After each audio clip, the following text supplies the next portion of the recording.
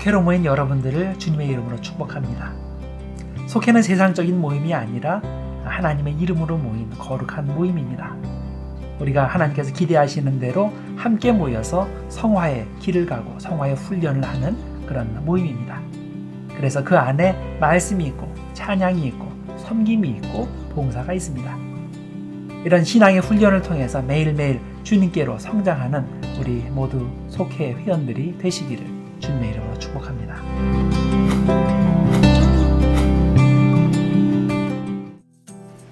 우리들이 살면서 깨닫는 것이 있습니다. 형식과 내용이 따로 놀 수 없다는 것입니다. 만약 외형적인 형식만 화려하고 내용이 충실하지 않으면 실망하게 됩니다. 이는 사물이나 물건에만 해당되지 않습니다. 우리의 삶, 그리고 내가 만나는 사람에게도 외면과 내면의 일치를 기대하게 됩니다. 하나님의 자녀는 겉만 화려한 삶을 지향하지 않습니다. 그렇다고 외면과 형식을 아예 무시하지도 않습니다. 왜냐하면 외면과 내면이 조화를 이루어 건강한 삶을 살 수밖에 없는 삶이 바로 크리스천의 삶이기 때문입니다. 이번 달에는 지난달에 이어 우리가 구원받은 사실에 대해 어떻게 알 수 있는가에 대해 살펴보는 시간을 가지려고 합니다. 내 안에 하나님 자녀라는 구원의 확신은 외면적으로 드러나게 되어 있습니다. 성령의 증거가 내면적인 증거라면 이번 달에 함께 살펴볼 우리 영의 증거는 외면적인 차원이라고 할 수 있습니다. 말씀을 집중하여 듣고 우리들의 삶을 나눔으로 외면과 내면이 조화를 이루어 하나님과 사람들에게 칭찬받고 희망을 주는 우리 속도원들 되면 좋겠습니다. 지난달에는 우리가 구원받은 것을 어떻게 알 수 있는가에 대해서 성령의 증거에 대해 생각해 보았습니다. 성령의 증거는 성령이 나의 내면에 주시는 구원의 확신, 개인적이고도 주관적인 확신을 말합니다. 이것을 통해서 내가 구원받았다라는 것을 압니다. 그러나 내가 구원받은 사실을 알게 되는 또 다른 방법이 있습니다. 그것은 나 자신의 영의 증거입니다. 내 영이 스스로 안다는 것입니다. 내가 구원받았는지 아닌지를 안다는 것입니다. 그러면 나 자신의 영의 증거가 구체적으로 무엇을 말하는 것일까요? 고린도후서 1장 12절의 말씀에 보면 우리 영의 증거는 곧 우리 마음에 심긴 양심이라고 표현하고 있습니다. 우리가 세상에서 특별히 너희에 대하여 하나님의 거룩함과 진실함으로 행하되 육체의 지혜로 하지 아니하고 하나님의 은혜로 행함은 우리 양심이 증언하는 바니 이것이 우리의 자랑이라. 여기서 말하는 양심, 구체적으로 무엇을 의미할까요? 사회학에서 말하는 사회의 명령일까요? 아닙니다. 만일 사람의 양심이 사회적 명령뿐이라면 우리는 식인종의 양심도 양심으로 인정해야 할 것입니다. 왜냐하면 식인종 사회에서는 사람을 잡아먹는 것이 전혀 양심에 가책되는 일이 아니기 때문입니다. 그렇다면 성경에서 말하는 양심은 무엇일까요? 예수님을 주님으로 영접할 때 주어지는 거듭난 양심입니다. 거듭난 신자에게 주어지는 양심은 세 가지 특징이 있습니다. 세 가지로 요약할 수 있는데 첫째는 단순함입니다. simplicity.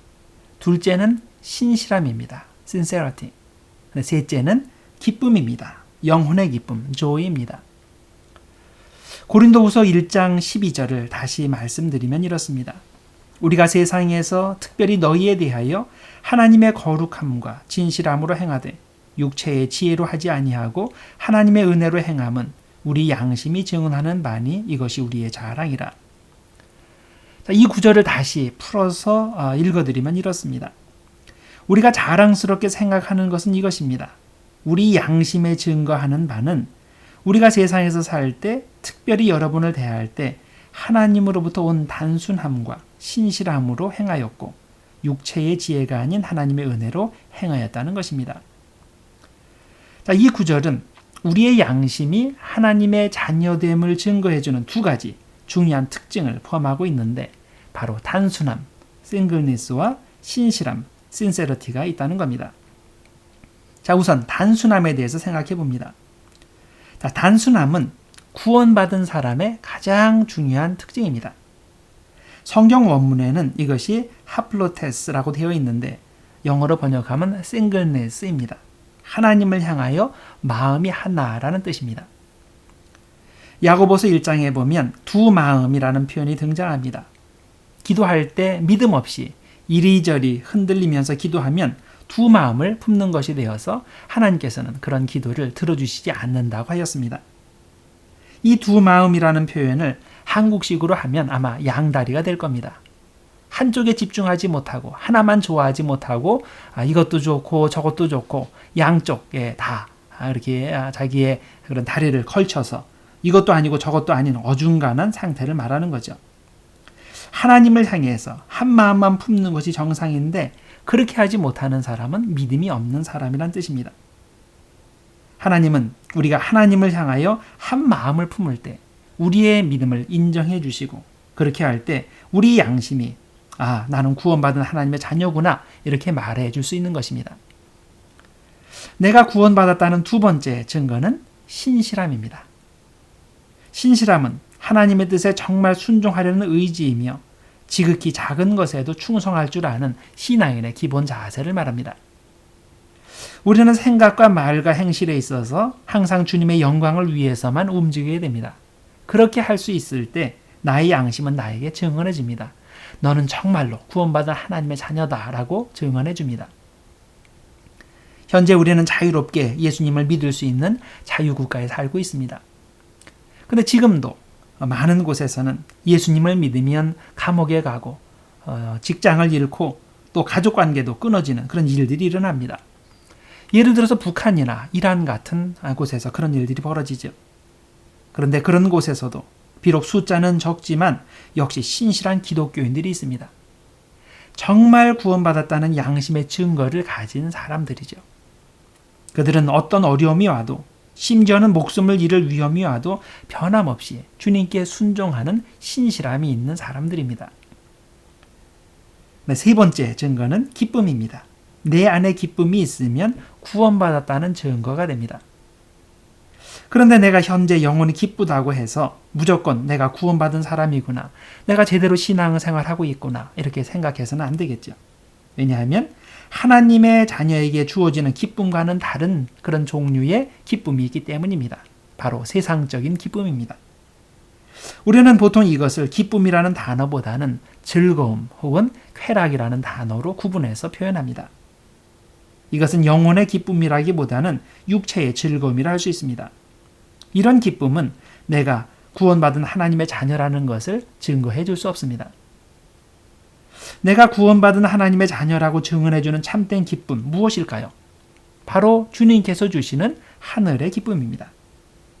내가 구원받았다는 사실 때문에 오는 기쁨, 천국을 유업으로 상속받았다는 것 때문에 오는 기쁨, 내가 하나님의 말씀에 순종할 때 하나님께 주시는 기쁨, 이런 기쁨이 바로 성경에서 말하는 기쁨입니다. 이런 기쁨을 가지면 그 세상의 어떤 상황이나 조건도 그 기쁨을 빼앗아갈 수 없습니다. 영원한 기쁨입니다. 사도행전 7장에 보면 스데반 이야기가 나오는데 스데반은 예수님의 부활을 전하고 복음을 전하다가 돌에 맞아서 순교하는 그런 일을 당하게 됩니다. 그때 하늘의 기쁨을 체험하였습니다.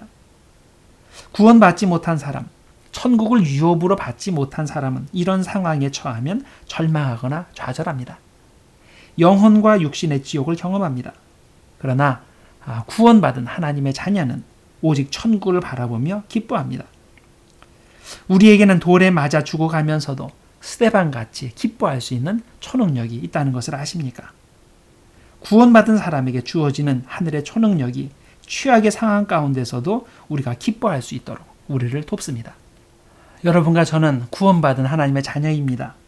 구원받은 하나님의 자녀에게만 주어지는 하늘의 기쁨이 있고 한 마음을 품고 하나님만을 바라볼 수 있는 단순함이 있고 하나님의 뜻에 순종할 수 있는 성실함의 능력이 주어진 구원받은 하나님의 자녀입니다. 성령의 증거와 더불어 우리 자신의 영의 증거, 곧 나의 양심이 내가 구원받은 하나님의 자녀라는 것을 증언하는 음성을 매일 들으며 살아가는 저와 여러분이 되기를 주님의 이름으로 축원합니다.